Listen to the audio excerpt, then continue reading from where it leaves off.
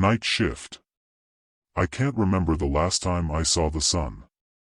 I mean, yeah, sure, I could figure it out by looking at my calendar, but that kind of proves my point.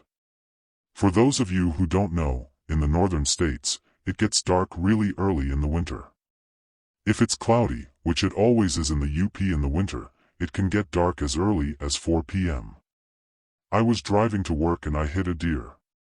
As any self-respecting Youper would do, I made sure it was dead and threw it in the back of my Chevy.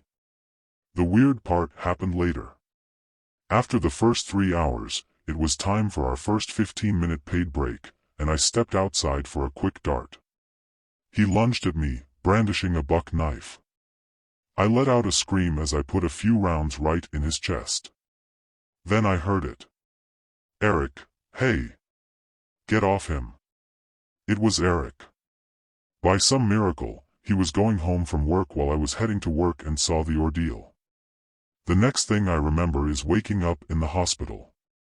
Apparently, Eric drove me to the local hospital, but they then had to airlift me to the big hospital in Marquette. It's been 6 months since the wild man took my leg. Eric keeps me updated on the search. The wild man has killed and consumed 8 people. I refuse to be out after dark. Every shadow reminds me of the darkness of the wild man.